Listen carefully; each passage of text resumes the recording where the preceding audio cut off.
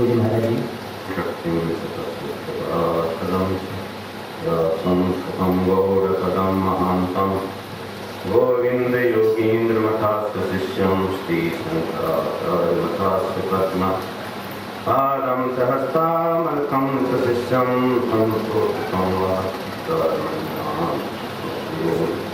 सन्ततमानतोऽस्मि सुधीस्मृति पुराणानामालयं करुणालयं नमामि भगवत्पादं शंकरं लोकशंकरं शंकरं शंकराचार्यं केशवं बादरायणं सूत्रभाष्यकृतो वन्दे भगवन्तो पुनः पुनः ईश्वरो गुरुरात्मेति मूर्तिभेदविभागिने व्योमवद्व्याप्तदेहाय दक्षिणामूर्तये नमः।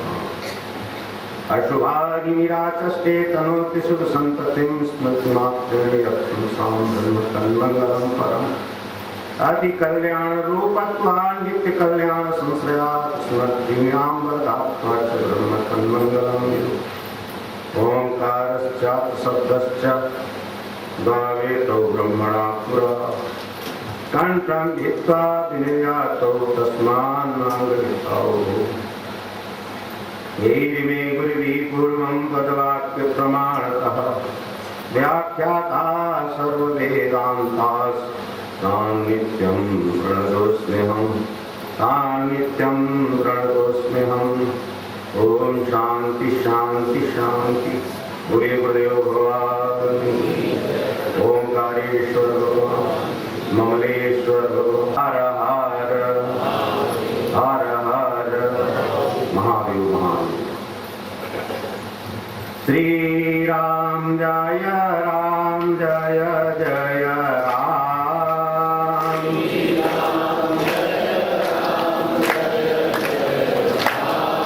श्री राम जय जय राम।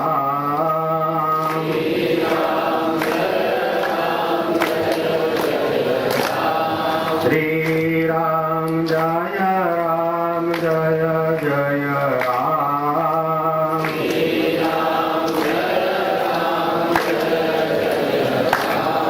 श्री राम जय जय राम।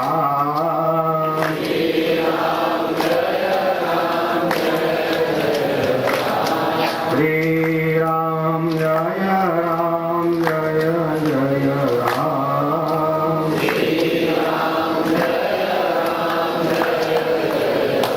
बोलिए रामचंद्र भगवान।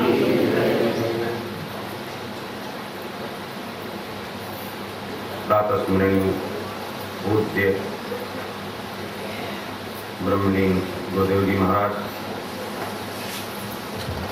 बल्कि यहाँ के जितने गुरु वृंद हुए हैं परंपरा में, उन सभी गुरु चरणों को नमन करते हुए मंच पर विराजमान रत्नानाश्रम आश्रम के संरक्षक व्यवस्थापक पूज्य स्वामी जी, ऋषिकेश से पधारे हुए पूज्य स्वामी शांत धर्मानंद जी महाराज, वाराणसी से पधारे हुए पूज्य देवी सत्संग जी, वृंदावन से पधारे हुए श्री प्रकाश जी महाराज, और हमारे स्वामी आशुतोष जी, विराजमान सभी पूज्य अति वृंद, भक्तगण एवं भक्तिमती माताओं। जैसा कि आज विषय आप श्रवण कर रहे हैं, माम एकम शरणम व्रत, तो आप सुन करके बड़ा आनंद ले रहे होंगे कि माम एकम शरणम व्रत, कि मेरे शरण आओ तो भगवान की शरण में आओ, अर्थ तो यही निकल रहा है। लेकिन सुनने में कहीं ज्ञान की बात आ गई तो बड़ी खट्टी लग रही होगी। विषय तो बड़ा अच्छा है, माम एकम शरणम व्रत, लेकिन बीच में जो ज्ञान की बात आती है तो थोड़ा खट्टी लगती है। लेकिन ऐसा नहीं, माम एकम शरणम व्रत शब्दार्थ होता है मेरी एक मेरी शरण में आओ, अन्यत् शरणम परित्यज। तात्पर्य है कि अन्यत् शरणम परित्यज है, अन्य शरण छोड़ो। अन्य कौन है? प्रारंभ अवस्था में तो सभी प्रिय होते हैं, घर में परिवार में, समाज में माता प्रिय है, पिता प्रिय है, पति प्रिय है, पत्नी प्रिय है और रिश्तेदार नातेदार प्रिय हैं, कोई नेता प्रिय है क्योंकि उससे हमारे कार्य होते रहते हैं, सभी प्रिय होते हैं। लेकिन यहाँ कहते हैं भगवान माम एकम शरणम व्रज, उनको छोड़ो। गांधारी ने कहा जब उनके सभी पुत्र मारे गए, दुर्योधनादि दीन हो गई और कहती है भगवान से तुमेव माता च पिता तुमेव बंधुश्च सखा तुमेव विद्या द्रविणम तुमेव शरणम मम देव देवा। क्या कहती है कि तुमेव शरणम, बस तुमेव शरणम, और कुछ नहीं कह रही है क्योंकि अब कोई उसका सहारा नहीं, अब उसको कोई सहारा देने वाला नहीं रहा। इसलिए भगवान के समक्ष कहती है कि तुमेव शरणम मम। क्या बोली? तुमेव माता च पिता त्वमेव बंधुश्च सखा त्वमेव विद्या द्रविणम त्वमेव सर्वं मम देव देवा। तुम ही सब कुछ हो, तुम ही मेरी शरण हो। और शरण का अर्थ है आश्रय, परायण, तुम ही मेरे परायण। तो बात तो बड़ी मधुर है, लेकिन सारे संबंधों को जो हमने बना रखे हैं उन सबसे संबंध से एक परमात्मा के साथ संबंध हो जाना ठीक है। व्यवहार में भले बने रहे माता से, पिता से, लेकिन परमार्थ में हमारे सारे संबंध किसके साथ जुड़ जाएं? परमात्मा से। इसलिए कह दिया किसी संत ने, गोस्वामी तुलसीदास जी लिखते हैं, एक भरोसा एक बल एक आस विश्वास, एक राम घनश्याम हित चातक तुलसीदास। बस एक राम का सहारा, साहब से सब होत हैं बंदे ते कछुनाई, राई से पर्वत करे पर्वत राई माई। तो ऐसा जो परमात्मा है, व्यवहार में सभी संबंध बने रहे और आप उनको निभाते रहे। शक्ति यथा शक्ति यथा मति, यथा शास्त्रम यथा पात्रम।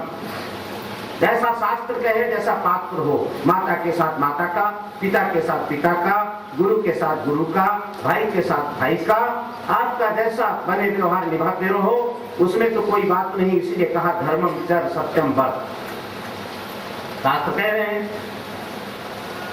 लेकिन परमार्थ में हमारा सहारा हमें सत्संग से पता चल जाए कि इस संसार का में सर्वोपरि कौन है, सर्वश्रेष्ठ कौन है, तो ब्रह्मसूत्र के अनुसार पता चलेगा कि जन्माद्यस्यता, जिससे इस संसार की सृष्टि पालन संहार होता है, जो संसार का नियमन और अनुग्रह करता रहता है, वह परमपिता परमात्मा, उसके सिवा दूसरा कोई संसार में हर एक प्राणी का रक्षक नहीं है, सहारा देने वाला सच्चा नहीं है।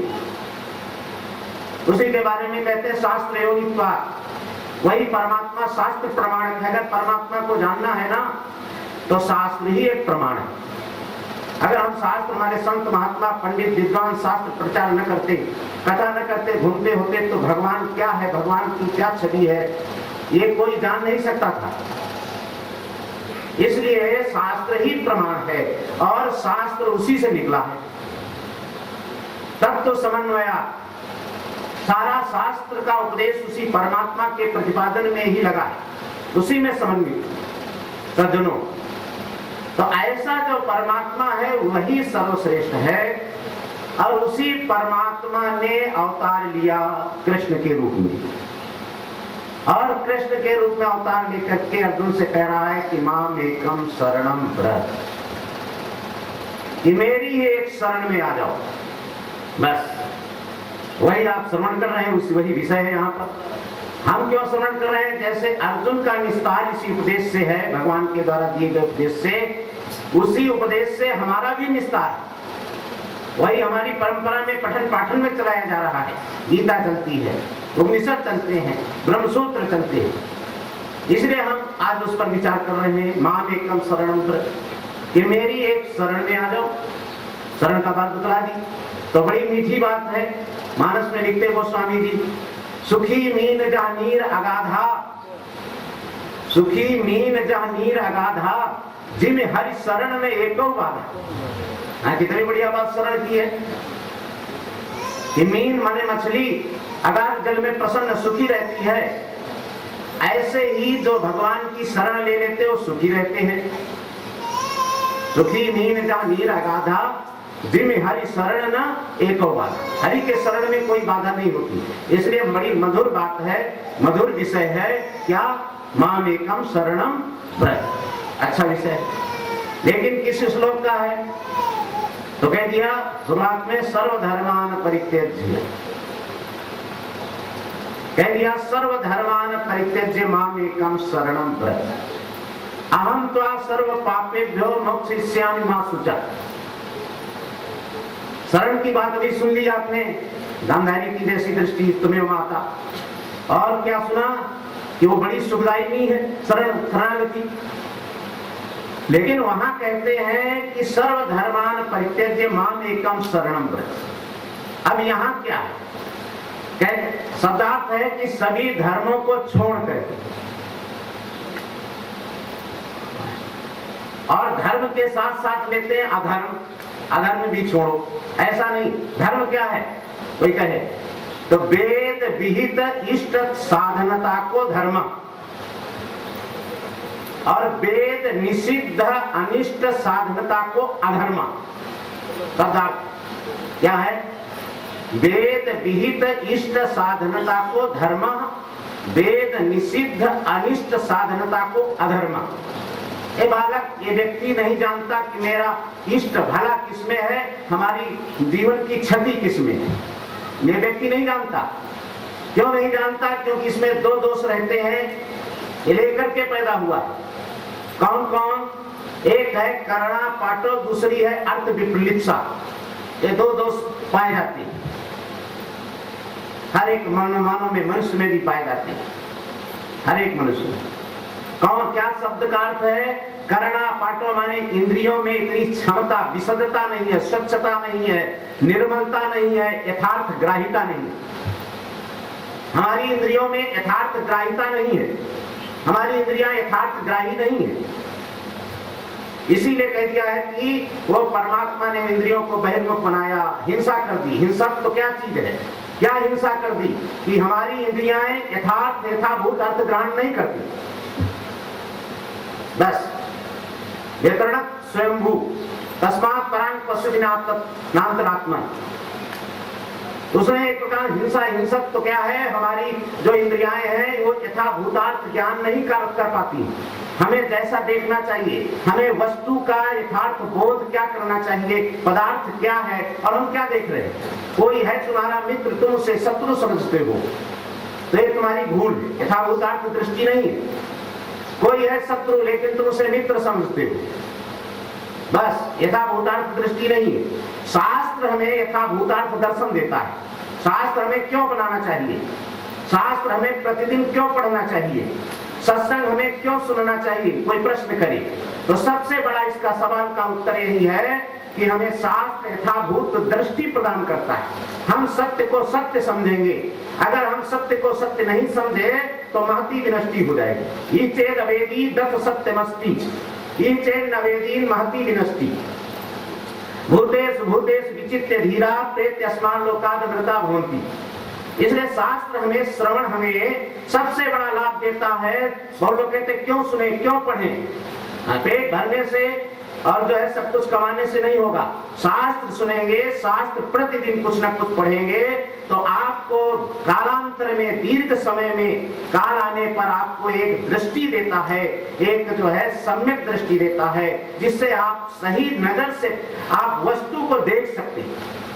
मित्र को मित्र, शत्रु को शत्रु, और भी जितनी वस्तुएं इस ब्रह्मांड में हैं उनको आप सही देख सकते हैं। इसलिए शास्त्र हमें जरूर सुनना चाहिए, जरूर प्रतिदिन कुछ न कुछ पढ़ना चाहिए। इसलिए बड़ी उपादेयता शास्त्र में है। तो जब हमारे में दो दोष पाए गए, कौन? एक इंद्रियों में इंद्रियां हिंसित कर दी गई, माने यथा सच्ची दृष्टि नहीं हम देख पाते, सच्चा हम सुन नहीं पाते। कोई हमारा हित की बात बताता, हम बुरा मान लेते थे, गलत मान लेते। ये हमारे में दोष है। और हम अपने मतलब में, हम अपने अर्थ में अपनी बुद्धि को संजोए रखते हैं। ये बड़े बड़े वाली दोष। इन दो दोषों के होते हुए कोई कहे हम संसार के सही वस्तु को वस्तु देख ले, ये संभावना नहीं है, उल्टा ही दिखेगा। इसलिए इन दोषों को दूर करने के लिए सज्जनों धर्म है। धर्म क्या है? अभी जो लक्षण किया, वेद विहित जिसको वेदों ने बताया है, शास्त्रों ने बताया है, जो इष्ट जिससे इष्ट की प्राप्ति होती है उसका नाम है धर्म। और वेद ने जिसको शास्त्रों ने निषेध किया, जैसे कहा गया ब्रह्म मुहूर्त में न सो 2 घंटे सूर्योदय से पहले उठ जाना चाहिए, लेकिन लोग सोते रहते हैं, तो समझो ये अधर्म है। उसको कालांतर में जो है अवश्य दुख भोगना पड़ेगा, रोगी होना पड़ेगा, निर्धनता आनी पड़ेगी, पैसा घर में आता भी होगा, चला जाएगा। ये सब अनेक लक्षण धर्म। हम अपनी बुद्धि से जरा सोने में बड़ा मजा आता है ब्रह्म मुहूर्त में, तो हम सोते रहे, ऐसा नहीं। वो मजा को छोड़ो, ये अर्थ को छोड़ो, कष्ट उठाओ, डट करके खड़े हो जाओ और अपने कार्य में लग जाओ, शौच स्नान में। तो वेद, जिसने वेद जो बतलाता है, और जो जिससे हमारा, आप कभी कोई भी बालक कभी सोच नहीं सकता कि मेरे को ब्रह्म मुहूर्त जागने से हमें सुख मिलेगा, शास्त्र बताता है। हाँ, पूर्व जन्म का कोई योगी हो, पैदा हो गया, वो भले ऐसा काम कर बैठे, धैर्य स्वाभाविक। तो ये है धर्म। और जिसको शास्त्र ने निषेध किया है सज्जनों, वो है अधर्म। बस इसलिए मदिराना में काम करना, ब्रह्म मुहूर्त में जागना, झूठ नहीं बोलना, ये है अधर्म, क्योंकि शास्त्र ने निषेध किया। अच्छा चलो, ये तो दोनों बातें बड़ी अच्छी हैं। और यहाँ भगवान कहते हैं सर्वधर्मान परित्यज्य, धर्म भी छोड़ो अधर्म भी छोड़ो, और दोनों बातें अच्छी हैं, और यहाँ निषेध करते हैं। तो सज्जनों जरा याद रखना, अगर कोई एमए की क्लास में जाता है तो उसको बीए का कोर्स छोड़ना पड़ता है कि नहीं छोड़ना पड़ता? छोड़ना पड़ता है। एमए की क्लास में जाने पर बीए का कोर्स छोड़ना है। तो ये जो है एमए की पढ़ाई है। हाँ, लास्ट में धर्म अधर्म, पहले उसने धर्म अधर्म पकड़ा है, इसलिए छोड़ने को बाद में कह रहे। ये भी बात समझ के रखना, पहले पकड़ा है तो बीए पढ़ा है, अब एमए में गया है तो बीए का कोर्स छोड़ना है। ये नहीं समझ लेना एकदम छोड़ने को कहा जा रहा है। जिसने बीए भी नहीं किया, इंटर भी नहीं किया, उसके लिए नहीं कहा जा रहा है। हाँ, जिसने धर्म और अधर्म, यहाँ की बात कही जा रही है, जिसने पहले धर्म और अधर्म को समझा है, धर्माचरण किया है, बाद में कहा जा रहा है। हाँ, ये बात बहुत समझदारी की है कि पहले पकड़ा है। अगर नहीं पकड़ा होता तो कह दिया तत्स्वयं योग संसिद्धा कालेनात्मन विन्दति। वहां कर्म का समर्थन है, वहां धर्म का समर्थन है, वहां अधर्म के त्याग की बात भगवान कहते हैं गीता में। अधर्म के त्याग की बात कहते हैं। और दान तप, ये जो है अंतःकरण की शुद्धि के लिए विधान करते हैं भगवान। फिर यहाँ कैसे कह रहे हैं, विपरीत बात है, तो इसके यहाँ निर्णय कर लेना चाहिए, यहाँ बंटवारा कर लेना चाहिए। ये जो आज का विषय है और जिस सूत्र, जिस श्लोक के अंतर्गत है, वो एक बहुत आगे की पढ़ाई है। वहां कहा गया है धर्म को भी छोड़ो और अधर्म को भी छोड़ो, लेकिन पहले नहीं कहा गया है, पहले ग्रहण है। इसलिए गीता में कह दिया, गीता में पहले 2 अध्याय में कर्मण्येवाधिकारस्ते मा फलेषु कदाचन मा कर्म फल हेतुर्भूर् मा ते संगोस्त्व कर्मणि। साफ कहते हैं भगवान कि तुम्हारा कभी आलस्य में अधिकार नहीं है। 1 सेकंड अगर आप आलस्य करते हो तो समझो भगवान के संविधान और आज्ञा का उच्छेद करते हो। भगवान कहते हैं श्रुति स्मृति ममैवाक्ये ता उल्लंघ्य वर्तते यहाँ आज्ञोच्छेदी मम द्वेषी न स भक्ता न मे प्रिया। भगवान गीता में कहते, अन्य तो कहते, ये तो गीता में नहीं है कि श्रुति स्मृति मेरी आज्ञाएं हैं, कोई भी व्यक्ति, भगवान कहते हैं श्रुति स्मृति मेरी आज्ञाएं हैं और उनको उल्लंघन करता है, ऐसा आज्ञा का उल्लंघन करने वाला तो वह मेरा द्वेषी है, मेरा भक्त नहीं। और बाद में कहते हैं माते संगस्त अकर्मणि, अकर्मणि माने आलसी भी मत बनना, हमेशा मेरी आज्ञा तुम्हारे हृदय में, तुम्हारे मन में, मेरे वचन तुम्हारी चेष्टाओं में। इसलिए कह दिया तमेव शरणं गच्छ सर्वभावेन भारत, कर्मणा भगवान की शरण में जाओ। एक क्षण में भी आप जो है अपने को अक्री मत बनाओ और अपने को विकर्मी भी बनाओ, पापी मत बनाओ और अपने को हमेशा पुण्य कर्मों में लगाए रहो। ये भगवान का आदेश है, तमेव शरणं गच्छ सर्वभावेन भारत, सर्वभावेन भारत, उसी के तुम शरण में रहो, उसी हमेशा लगे रहो भगवत आज्ञा में। अपने में जो आलस्य आया है उसे उखाड़ फेंको, नहीं तो ये जो है आलस्य शरीर स्थो महान, शास्त्रों में आया कि आलस्य शरीर में स्थित सबसे बड़ा शत्रु। आलस्य प्रमादाभ्याम कार्य सिद्धि, आलस्य और प्रमाद से कार्य प्रयोजन जो मोक्ष है उसकी प्राप्ति नहीं होती, ना तो अंतःकरण की शुद्धि होती। बोले सच्चिदानंद भगवान की। इसलिए सज्जनों ये विषय क्या हुआ, फिर आ जाइए, घबराइए नहीं, समापन होने वाला है, 5 मिनट रह गए। सर्वधर्मान परित्यज्य माम एकम शरणं व्रज। तो ये पढ़ाई आगे की है, इसलिए ये नहीं सोचना कि हमको धर्म छोड़ना है। पहले जिन्होंने अभी पढ़ाई पहले की नहीं की है उनको पहले कर्म निष्ठा लानी, ठीक है ना, उनको पहले धर्म निष्ठा लानी है। और धर्म निष्ठा करते करते जब तुम्हारे अंदर विवेक, वैराग्य, सच संपत्ति, मुमुक्षुता, ये 7 साधन तुम्हारे अंदर विराजमान हो जाए, इसके बाद भगवान कहते हैं कि तुम्हें छोड़ देना है ये पढ़ाई। पहले आपने पकड़ा है, बात समझ में आ रही, पहले पकड़ना जरूरी है। हाँ, नहीं ज्ञानेन सदृशं पवित्रमिह विद्यते तत्स्वयं योग संसिद्धा कालेन आत्मनिविद्यते। साफ कह दिया कि ज्ञान के समान कोई पवित्र करने वाला संसार में नहीं है, ये बात सच है। लेकिन पहले तो आपको कर्मी बनना पड़ेगा, कर्म ग्रहण करना पड़ेगा। इसलिए हमारे यहाँ किसी अन्य धर्मों में, अन्य संप्रदाय धर्मों में ना तो कोई ब्राह्मण होता है, ना कोई क्षत्रिय होता है, ना कोई वैश्य होता है, ना कोई शूद्र होता है, ना कोई ब्रह्मचारी, ना गृहस्थ, ना वानप्रस्थ, ना सन्यासी। ये हमारे हिंदू वैदिक धर्म, सनातन धर्म में ही ये सब है। क्यों है? ये अपना अपना कर्तव्य करने के लिए, ये केवल अभिमान मात्र के लिए नहीं है। यदि आप ब्राह्मण हैं तो ब्राह्मण का काम करें, अभिमान सिर पर चढ़ाने के लिए नहीं है, बल्कि अभिमान मनसा वाचा कर्मणा उतारने के लिए। एक बात याद रखना, मैं सन्यासी हूँ, ये अभिमान सिर पर चढ़ाने के लिए नहीं है, बल्कि मनसा वाचा कर्मणा इसे उतारने के लिए, जैसा कि पूज्यपाद महाराज जी ने करके दिखाया था। उतारने के लिए जीवन भर भी उतारते रहे और अंत में भी उतार के ही दिखा दिया। जिनकी आज निर्वाण महोत्सव मना रहे हैं, तो एक हमारे हिंदू वैदिक धर्म ही सारे अभिमान है।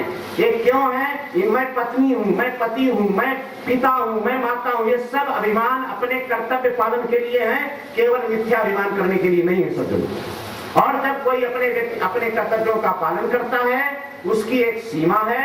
अगर आपका कर्तव्य पालन करते करते चित्त शुद्ध हो गया तो वह पूरा मीरा के समान भगवान की भक्त बन जाए, छोड़ सकती है सब कुछ। मेरे तो गिरधर गोपाल दूसरा नहीं।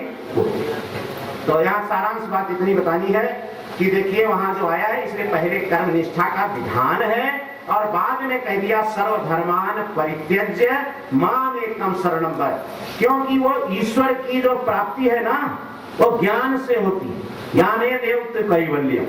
फिर वहां ये पढ़ाई नहीं चलेगी, कर्म योग की पढ़ाई नहीं।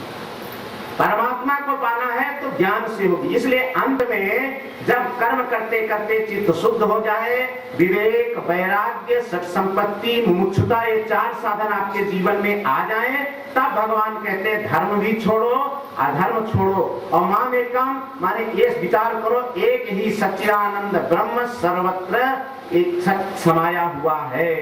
और वो कैसा है? अच्युत है, जिसमें गर्भ, जन्म, मरण आदि दुख जिसमें नहीं है। और वो मैं हूं। बस पहले कर्म योग करना पड़ेगा, ऐसा नहीं है। अंतिम उपदेश है अंत में, फिर आपको बाद में ज्ञान होगा वो मैं हूं।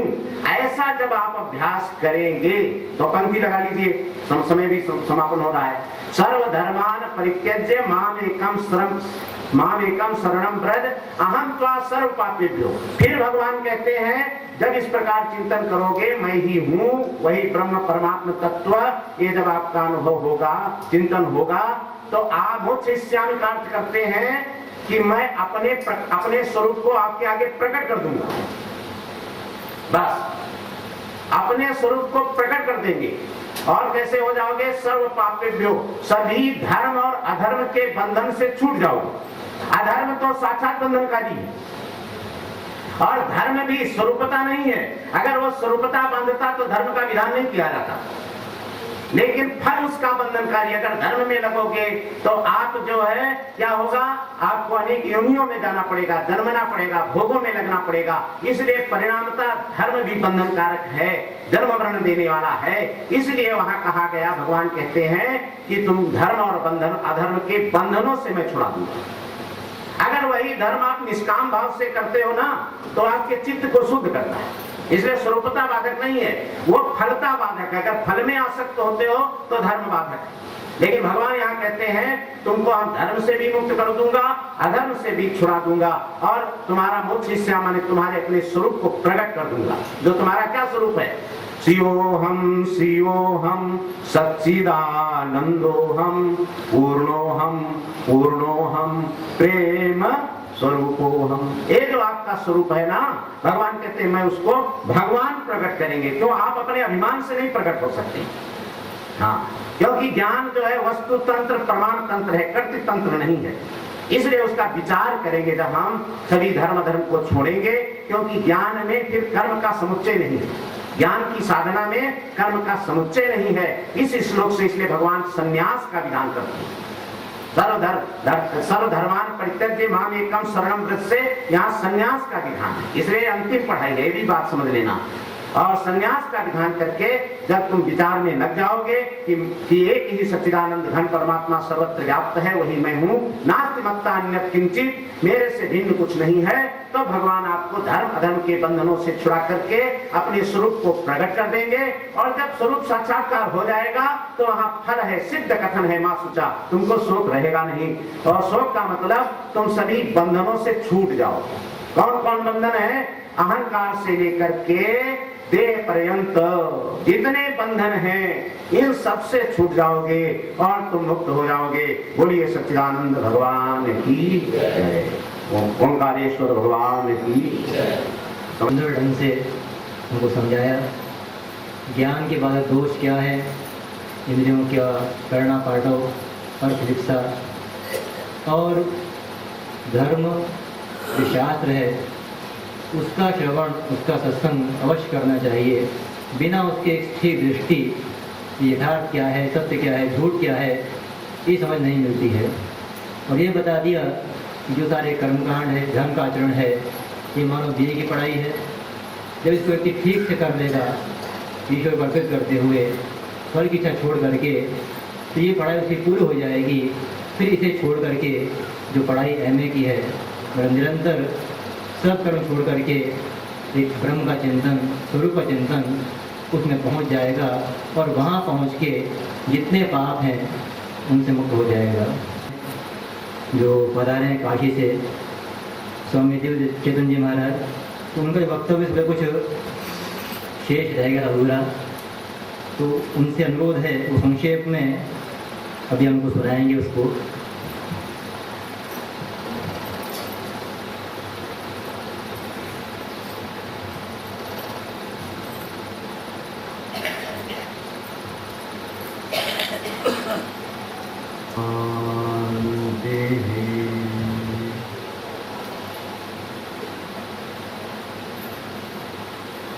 परब्रह्म परमेश्वर की कृपा से हम लोग मानव जीवन का जो लक्ष्य है, उद्देश्य बनाकर एक विषय रखा था, मामेकम शरणं व्रज। प्रातःकाल विचार कर रहे थे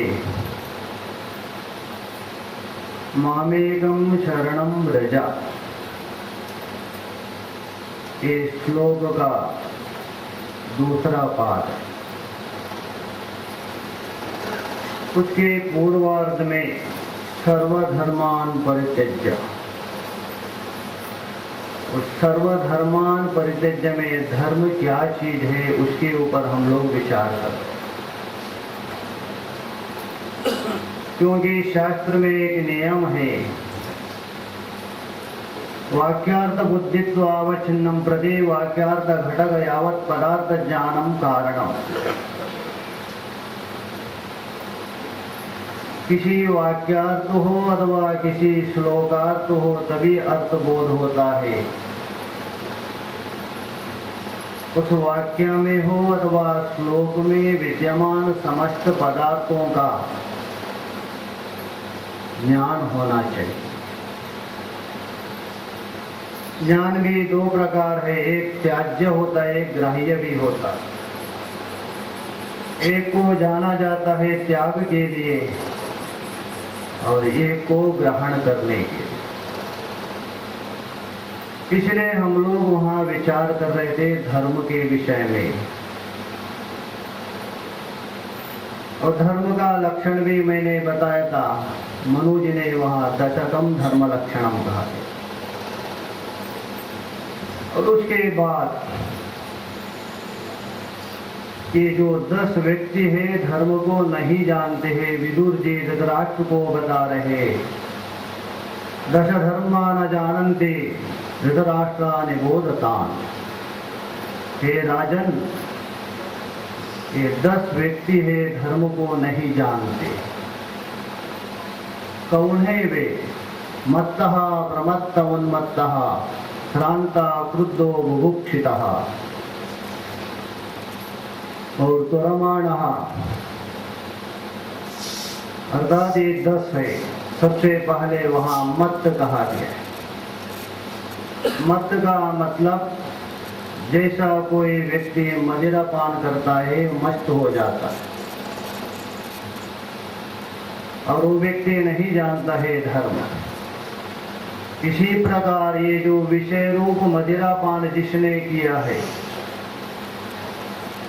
राजा भर्तृहरि भी यही बता रहे, पीत्वा मोहमयी मदिरम प्रमाद मदिरम उन्मत्त भूतम जगत। ये मोहमयी मदिरा को पीकर ये समस्त जगत उन्मत्त हुआ है। जो मोहमयी मदिरा रूप जिसने पान किया वो भी धर्म को नहीं जानता है। मत्तः प्रमत्ता, प्रमत्ता कहते हैं असावधानी। मनुष्य को हर क्षण में सावधान रहना चाहिए। जैसा कोई लक्ष्य भेद करता है, थोड़ा सा असावधानी हो गया तो लक्ष्य से वो च्युत हो जाता है। इसलिए मत्तः प्रमत्तः उन्मत्तः कहते हैं पागल। इसका भी लंबा चौड़ी व्याख्या है, हम संक्षेप में बता रहा हूँ। पागल भी कोई खराब नहीं है, जो पाकर जो गल गया है परमात्मा। मत्तः प्रमत्तः उन्मत्तः श्रान्तः, जैसा थका हुआ व्यक्ति भी धर्म नहीं जानता। नियम है, महापुरुष है अथवा मंदिर है अथवा कोई पूजनीय व्यक्ति है, उनके सामने आके लेटना नहीं चाहिए। थका हुआ व्यक्ति वहीं बैठ के उनके सामने लेट जाएंगे, देखेंगे धर्म का उल्लंघन किया। क्रुद्धः, जो क्रोधित व्यक्ति, क्रोधित व्यक्ति क्या नहीं कर सकता है।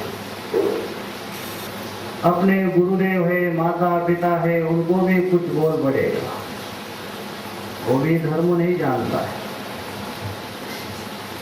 और बुभुक्षितः, भूखा व्यक्ति भी,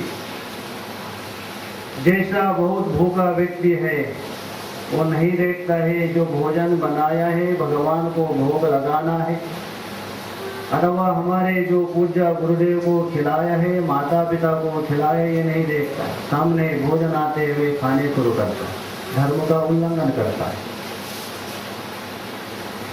और त्वरमाणः, कोई भी जो कार्य है शीघ्र में जो करता है बिना विचार पूर्वक। इसलिए शास्त्र में कहा दिया है जो भी कार्य जो किया जाता है चिंता कृत्वा, पहले खूब चिंतन कीजिए, विचार कीजिए, उसके बाद वो कार्य की। कृत्वा चिंता नहीं, कार्य किया उसके बाद चिंतन करने से कोई प्रयोजन नहीं। जो त्वरमान व्यक्ति है वो भी धर्म को नहीं जानता, और कामी है, भीत है, वो व्यक्ति भी धर्म को नहीं जानता। तो इसलिए धर्म के विचार, धर्म का लक्षण के ऊपर भी हम विचार किया और धर्म को नहीं जानते। अभी यहाँ भगवान सर्वधर्मान जो बता रहे हैं ये क्या धर्म है। देखिए आत्मा तो एक ही है, दो आत्मा कभी नहीं हो सकती। सत्य एक है, दो सत्य नहीं हो सकता है। सत्य हम उसको ही मान सकते हैं। बहुत लोग आक्षेप करते हैं जगत सत्य क्यों नहीं। ठीक है, आप लोग मान लीजिए, ये जो लक्षण है आपके सामने रख रहा हूं, त्रिकालाबाध्यत्वम अवस्थत्रयाबाध्यत्वम, तीनों अवस्था में जिसकी बात नहीं होता है अथवा तीनों कालों में जिसका बात नहीं होता है वही सत्य है। जगत का तो सुषुप्ति अवस्था में ही बात हो रहे, काल त्रय में तो दूर बात। सत्य परमात्मा आत्मा एक है, किंतु अज्ञान के कारण यह दो आत्मा रूप से प्रतीति हो रहे। उसी आत्मा में एक उपाधि लग गई जीव और दूसरे को उपाधि लग गई परा, तो जीवात्मा और परमात्मा भेद हो गया। अभी स्वामी जी से आप सुन रहे थे दृष्टि सृष्टि और सृष्टि दृष्टि। अब यदि भेद हो गया उसको अभेद हम एकत्व कैसा करें। इसलिए शास्त्र ने एक नियम बना दिया और जो भेद हुआ पदार्थ को अभेद करने के लिए एक तरीका बता दिया। सीढ़ी तो चढ़ना है, वहां मोक्ष में अभेद में ही जाना है, इसलिए पहले धर्म का विधान किया। अभी महाराज जी बता रहे पहले पढ़ो उसके बाद उसको त्यागो। तो इसलिए जो धर्म का विधान होता है त्वमपद के लिए, जीव के लिए, क्योंकि जीव का ये शरीर बना है धर्म और अधर्म से। ईश्वर में कोई धर्माधर्म नहीं रहता है। इसलिए यहाँ सर्वधर्मान का मतलब जीव संबंधी यावत उपाधि। बृहदारण्यक उपनिषद में भी प्रकरण आता है सर्वात्मा, और वह सर्वात्मा में सर्व क्या चीज है। ये समस्त जो जगत है सर्व शब्द से लिया जाता है यावत उपाधि। इसलिए भगवान भाष्यकार जी ने इसके व्याख्या करते हुए सर्वं च ते धर्मा करके बताया। इसलिए जीव के अंदर जो त्वमपद है उसमें जितनी भी उपाधि है, चाहे तो मनुष्यत्व हो, ब्राह्मणत्व हो, ब्रह्मचरित्व हो, स्त्रीत्व हो, समस्त उपाधि। जीव में एक उपाधि नहीं है। स्थूल शरीर को लेकर, इंद्रियों को लेकर, सूक्ष्म शरीर को लेकर, कारण शरीर को लेकर अलग अलग है। ये 6 ऊर्मी है जीव के अंदर। परमात्मा में कोई ऊर्मी नहीं है, 6 ऊर्मियों से रहित है। क्षुधा पिपास प्राणश्च मनसा शोक मोह को जन्म मृत्यु शरीरस्य षडूर्मी रहितो शिवः। ये 6 ऊर्मी है जीव में, इसी को ही यहाँ जीव के उपाधि मान सकते। इन सबको त्याग करके मामेकम शरणम ब्रजहा, माम शब्द से लेना वहां तत्पर, और तत्पर भी वो शोधित तत्पर है, और शरणम का अर्थ होता है, धातु का बहुत अर्थ होता है एकत्वम व्रजः, तुम एकत्व को प्राप्त करो, क्योंकि द्वितीयाद्वै भयम भवति। जहाँ एकत्व होता है, अभेद को प्राप्त करता है, वो समस्त भयों से निवृत्त हो जाता है। मान लीजिए मोटे तरफ से एक डरपोक व्यक्ति है, बहुत डरता है, अकेला नहीं सो सकता, अभी गाढ़ा निद्रा में सो गया और उसकी खटिया उठाकर आप किसी खेती में रख दीजिए, उसको भय तो नहीं होता, आराम से सोया है वो।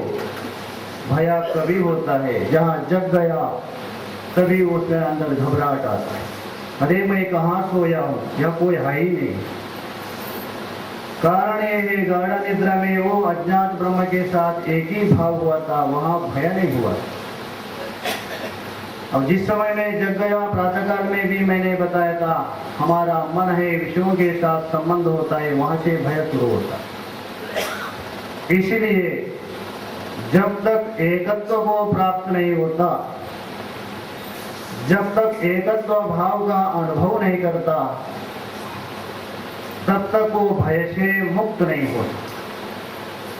इसलिए जो त्वम पद है, जिसको जीवात्मा कहा दिया था, उसके समस्त उपाधियों को त्याग करके, क्योंकि अर्जुन ने शोक किया था त्वम पद का वाच्य मान करके, त्वम पद को जब तक आप शोधित करके, शुद्ध करके उस तत्पद के साथ एकत्व सिद्ध नहीं करेंगे, तब तक शोक मुक्त निवृत्ति संभव नहीं।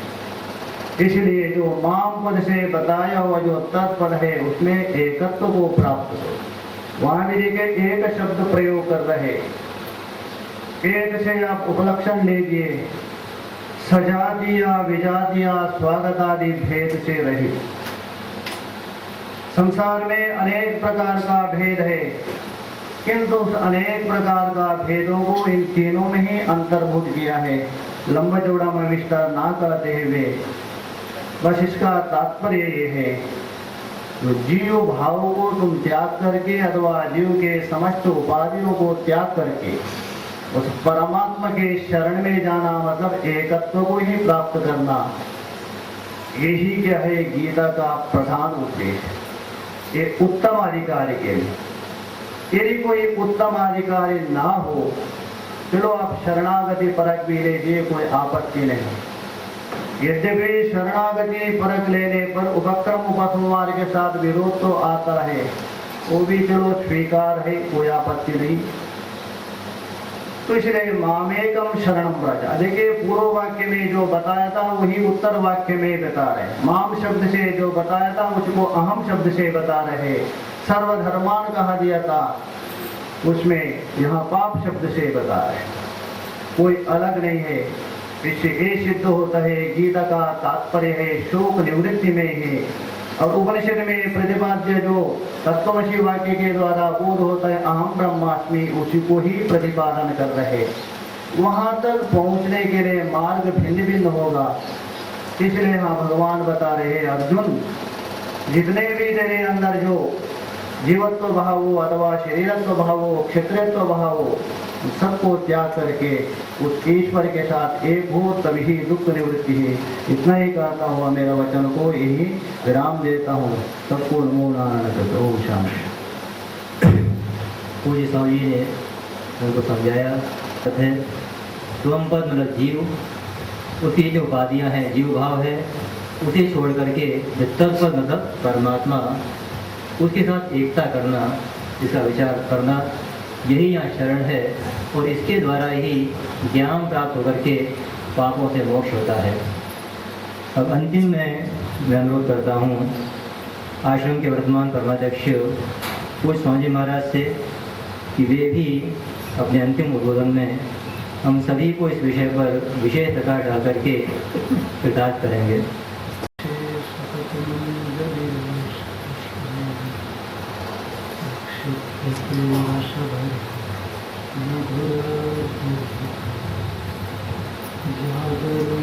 यत्र भगवान् गुरुचक्रवर्ती विश्वोदयप्रलयं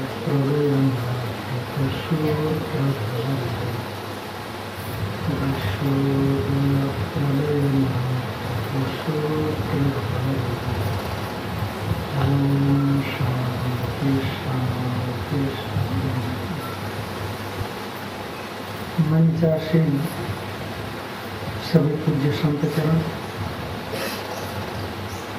आत्मस्वरूप संत बिंदु, श्रद्धा भक्ति में माता एवं भक्तजन, हम लोगों ने महापुरुषों के मुखारविंद से प्रातःकालीन एवं सायंकालीन इन दोनों सत्रों में जो आज का विषय था मामेकम शरणम व्रज, बहुत विस्तृत रूप से विवेचन सुना। क्या है अधर्म, क्या है, इन अधर्मों को तो हम स्वरूपतः त्याग कर सकते हैं, पर धर्म को किस परिस्थिति में, किस स्थिति में जाने के बाद क्या किया जाना चाहिए, ये आपने बहुत सुंदर ढंग से सुना। और ये भी सुना ऋषिकेश से पधारे स्वामी जी से, दृष्टि सृष्टिवाद, सृष्टि दृष्टिवाद, अजातवाद। तो वास्तव में तो यही है। स्वप्न में तमाम विकल्प दिखलाई पड़ते हैं, पर जगते हैं तो कुछ होता नहीं, कुछ रहता नहीं। और उसी तरह से हमारा शास्त्र कहता है अजातवाद में कुछ नहीं है। और पेट दर्द होगा तो दवाई लोगे या नहीं? जब पेट दर्द होगा तो लेते हैं। पेट दर्द की अनुभूति हो रही है तो दवाई लेनी ही पड़ती है। तो संतों का इसमें यही आशय है, हमारे शास्त्रों का यही आशय है कि हमारा शास्त्रों का जो मूल लक्ष्य है, मानव जीवन मात्र का, प्राणी मात्र का मूल लक्ष्य है, वही एक आत्म तत्व है। पर उसके नीचे और जितने भी ये सब साधन है। और आप जानते हो एक स्थिति में हम एक साधन को पकड़ते हैं, तो जब हम दूसरी स्थिति में पहुंचते हैं तो उसको छोड़ करके दूसरी साधन को पकड़ना। यदि नदी को पार करना होगा तो हम नौका ले लेते हैं। नदी को पार करने के बाद फिर नौका को पकड़े नहीं रखते, पर जब तक नदी पार नहीं करते तब तक नौका हमारे लिए बहुत ही महत्वशाली है। और जैसे आप सत्य है उसी तरह से नौका भी उतने ही सत्य है जब तक हम नदी पार नहीं कर लेते।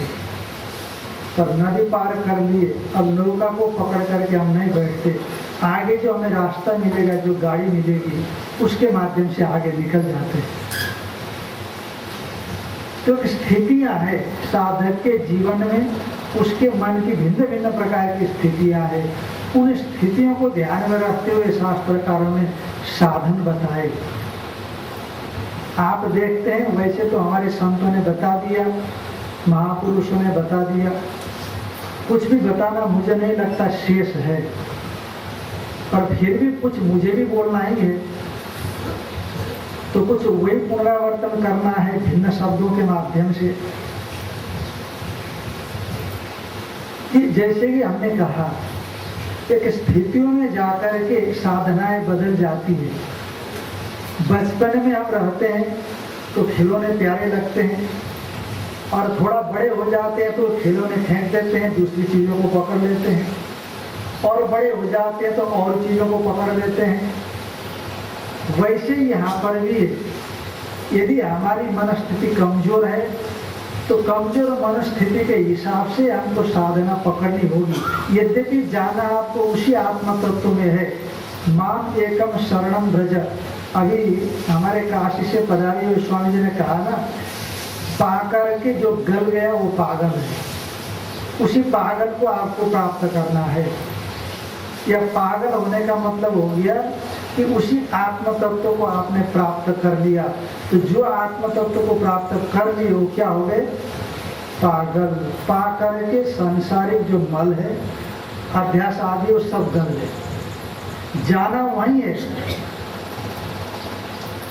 और जो करीब उस स्थिति में पहुंच गया, उस साधक के लिए कह दिया सर्वधर्मान परित्यज्य, सभी धर्मों का परित्याग कर दो। पर यदि धर्म साधन है आपके जीवन के लिए, पर आप धर्मों का परित्याग कर दोगे तो कभी भी आप उस स्थिति तक पहुंच ही नहीं सकते।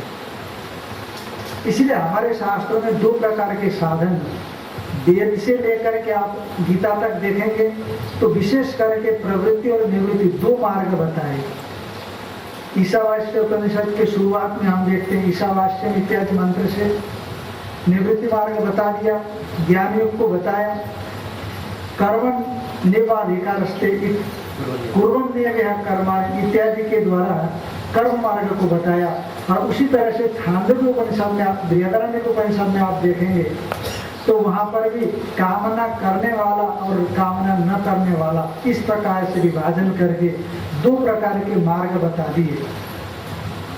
चाहे आप निष्काम कर्म करो चाहे सकाम, पर गीता का विषय सकाम कर्म नहीं निष्काम कर्म है, पर दोनों ही प्रवृत्त है, प्रवृत्ति मार्ग है।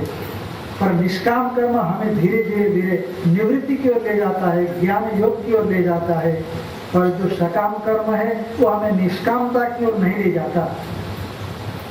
इसलिए इन उपनिषद से अनुप्रेरित होकर के भगवान ने गीता में दो प्रकार की निष्ठाएं, दो प्रकार की एक साधन बताए, कर्मयोग और ज्ञान योग। तो कर्मयोग किसके लिए? जैसे आप सुन रहे थे हमारे पूज्य स्वामी जी से, कर्मयोग उसके लिए है जिसने अपने को मान लिया कि मैं ब्राह्मण हूँ, क्षत्रिय हूँ, वैश्य हूँ, शूद्र हूँ, स्त्री हूँ, पुरुष हूँ, ब्रह्मचारी हूँ। तो उसके लिए निश्चित ही जो शास्त्र में उसके लिए कर्मों का विधान किया, उन कर्मों को करना, पर किस ढंग से करना? क्योंकि कर्मों को करने का क्रम तो हम अनादिकाल से करते हुए आ रहे हैं, पर उन कर्मों से हमें निवृत्ति नहीं मिली और निवृत्ति मिलने की संभावना भी नहीं दिख रही है। तो कर्म से तो मुक्ति नहीं होगी, कर्मों से, कर्म करने मात्र से कर्म से मुक्ति नहीं होती। इसीलिए भगवान कृष्ण कर्म करने से, कर्मों से मुक्ति बता रहे हैं, पर वो कैसे? तो उन्होंने कहा समत्व योग में स्थित होकर के कर्म करो, कर्तृत्व अभिमान से रहित होकर के कर्म करो, फलाभिसंधि फल की इच्छा न रखते हुए कर्म करो और ईश्वरार्पण भाव से कर्म करो। देखो, निष्काम कर्म योग में ईश्वरार्पण भाव के माध्यम से ईश्वर की शरणागति हमें बताई गई। ईश्वरार्पण भाव से एक तरह का भक्ति मार्ग, क्योंकि यहाँ पर दो ही मार्ग बताया मुख्य रूप से, तो भक्ति का भी इसमें प्रवेश हो गया। तो इसीलिए आप जो भी कर्म करते हो उन कर्मों का संबंध भगवान के साथ बन जाए, जगत के साथ न बने। क्योंकि आप अक्सर देखते हो जो भी आप कर्म करते हो उस कर्म का संबंध आपके जगत के साथ है। इदम में भूयात, इदम में भूयात, इदम में भूयात, मेरे लिए ये हो जाए, मेरे लिए ये हो जाए। जब इस प्रकार से आप कर्म करते हो तो इस कर्म से मुक्ति कभी भी नहीं होने वाली। इसलिए भगवान कृष्ण ने कहा ईश्वरात्मक भाव से कर्म करो, फल की अपेक्षा न रखते हुए कर्म करो। तो जो इस प्रकार का साधक है उन साधक को ले कर्म का विधान किया और साथ में अर्जुन को भी यही कहा कि तेरा भी कर्म करने में अधिकार है। नियतम कुरु कर्म त्वं कर्म ज्यायो ह्यकर्मणा। कर्म न करने से बेहतर यही है, यही अच्छा है कि तुम्हारे लिए जो नियत कर्म बताए गए उन कर्मों को तुम्हें अवश्य करना चाहिए, छोड़ना नहीं चाहिए। और कैसे करो? कहा जैसे मैं कह रहा हूँ उस प्रकार से कर्म करो। तो इस प्रकार से कर्म करते करते क्या होगा? कहा हम ईश्वर के नजदीक हो जाएंगे। निरंतर ईश्वरीय भावना से कर्म करते हैं, निरंतर ईश्वर का चिंतन करते हैं, तो हमारे मन बुद्धियों में ईश्वर छा जाता है। तभी धीरे धीरे आप, जैसे भगवान ने 18वें अध्याय में जाकर के कहा मन मना भव मद भक्तो, उससे पहले कहा कि तमेव शरणम गच्छ, उसी परमात्मा की शरण में जाओ। शरण क्या चीज है ये आप अभी संतों से सुन रहे हैं, सुबह से लेकर के सुन रहे हैं। उसी परमात्मा की शरण जाओ। चाहे तो आप अद्वैत दृष्टि को ध्यान में रख करके द्वैत भाव से ही शरण में जाओ। मधुसूदनाचार्य जी महाराज कहते हैं कि पहले तो जो भक्ति करने वाला साधक होता है वो ये सोचता है कि मैं उसका हूं, मैं भगवान का हूं, और धीरे धीरे उसकी भक्ति की परिपक्वता जब होती है तो उसको ये लगने लग जाता है कि वह मेरा है। जैसे हम अपने लोगों को अपना मानते हैं, उसी तरह से ये भगवान को अपना मानने लगता है। पहले तो केवल आरोपित रूप से मानता है, पर धीरे धीरे उसकी भावना में इतनी घनीभूतता होती है क्योंकि भक्ति का भावना से ही संबंध है। तो फिर वो ये कहने लगता है, ये मानने लगता है कि वो मेरा है। पहले तो ये समझता है कि भगवान के सब कुछ है तो मैं भी उसका हूं। जैसे हनुमान जी ने कहा, देह दृष्टिया तो दासोस्मि, हाँ, जीव दृष्टिया त्वदं सकत, तत्व दृष्टिया त्वमेवाहम् इति में निश्चिता मन। पर यही भक्ति जब एक पराकाष्ठा को पहुंच जाती है, पराभक्ति को परिणत हो जाती है, तो कहा कि अहम एव त्वम त्वमेवाहम्। मधुसूदन सरस्वती जी महाराज इस चीज को कहते हैं। इसी चीज को लेकर के गीता में भगवान भी कहते हैं, तमेव शरणं गच्छ। तो इससे क्या होगा, कैसे शरण में जाना का सर्वभावेन, भगवान की शरण में ऐसे जाना कि सर्वात्मना मनसा वचसा कर्मणा। तो इसका फल बताया कि मेरे प्रसाद से तुम परम स्थान को प्राप्त करोगे।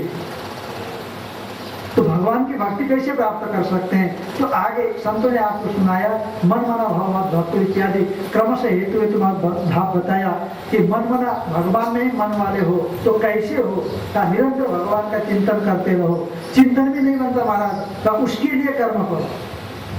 कर्म में अहंकार आएगा तो अहंकार का परित्याग करो, नमस्कार करो, फिर तुम मुझे ही प्राप्त करोगे। देखो यहाँ पर भगवान निरंतर अर्जुन के लिए भगवत भक्ति प्राप्त करने के लिए कर्म को कहते हैं। इसके अनंतर में क्या कहा जाता है, देखो तुम्हारे लिए भी सबसे गुह्यतम बात बताऊंगा। एक क्रम से बातें चल रही है और सर्वोत्तम सर्वगुह्यतम बात तुमको कहूंगा, क्योंकि तुम मेरे लिए प्रिय। अभी तक तो कहा तुम्हारे लिए एक कर्म करना है, भक्ति करना है, शरण में जाना है, और आगे गुह्यतम बात बताते हुए कहते हैं सर्वधर्मान परि मनमना भव मद भक्तो मद्याजी मां नमस्कुरु। अर्जुन के लिए कह रहे हैं कि क्योंकि कुरु इस क्रिया का कर्ता अर्जुन ही होगा वहां पर, या अर्जुन को निमित्त बना करके जो कर्मी साधक है, भगवान को प्राप्त करना चाहते हैं, उनके लिए कहा गया है। भगवान कह देते हैं सर्वधर्मान परित्यज्य, जो कि आज का विषय है, सभी प्रकार के धर्मों का परित्याग कर दो। तो आप समझ गए हो कि जैसे हमारे यहाँ उपनिषदों में दो प्रकार की निष्ठाएं बताई जाती है, दो प्रकार की निष्ठाओं में दो प्रकार के अधिकारी है, उसी तरह से गीता में जो दो प्रकार के कर्म और ज्ञान के अधिकारी बता दिए गए। तो निश्चित है कि ये जो सर्वधर्म का परित्याग करने वाला होगा वो कर्माधिकारी व्यक्ति नहीं होगा। ये वही होगा जिसने निष्काम भावना से कर्म करते करते अपने चित्त का शोधन किया, एक विवेक पैदा उत्पन्न हो गया, विवेक से वैराग्य उत्पन्न हो गया, समदमादि की उपलब्धि हो गई, और समदमादि की उपलब्धि के बाद वो श्रवणादि के द्वारा आत्म तत्व को प्राप्त करने के लिए तैयार है।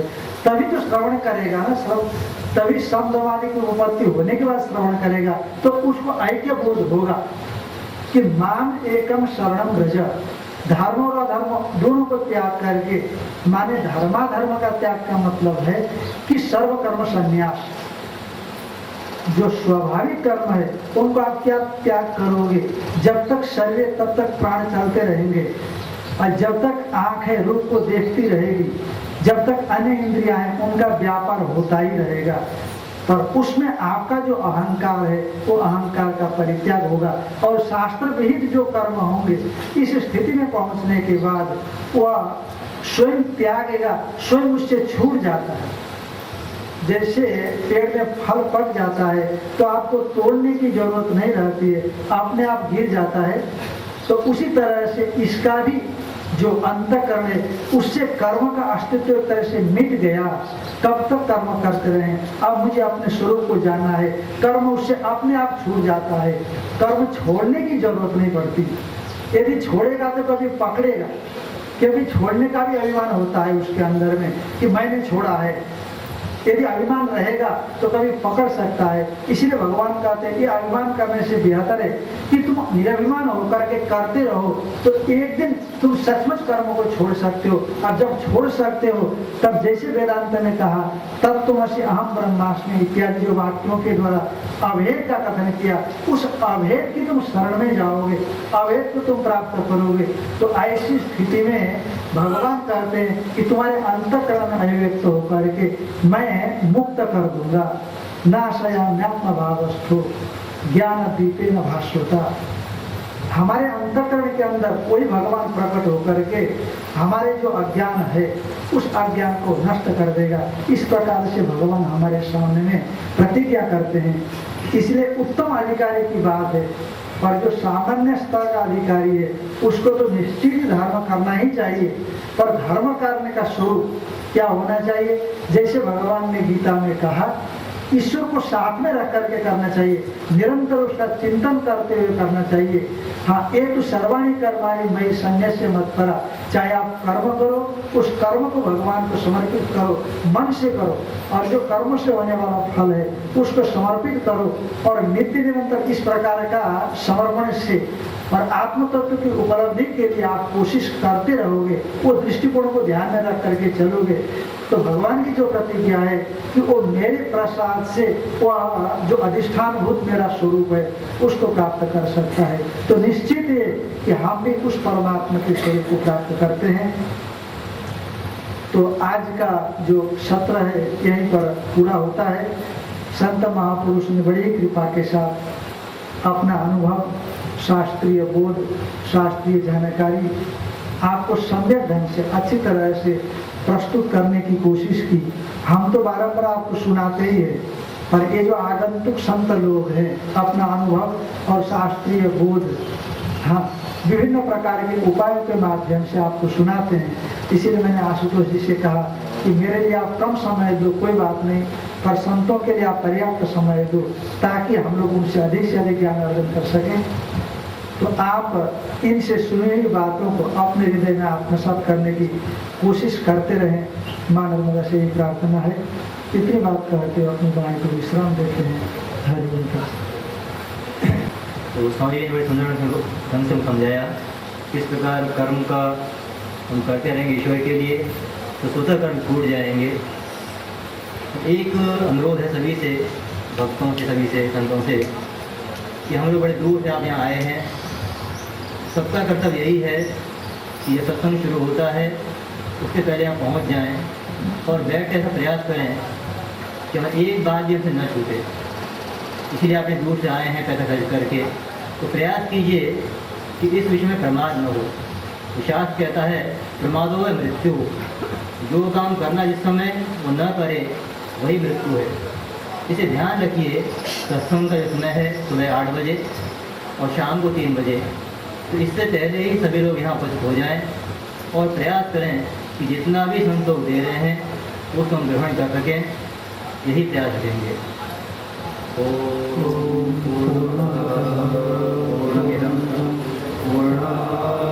पूर्णमुदच्यते पूर्णस्य पूर्णमादाय पूर्णमेवावशिष्यते।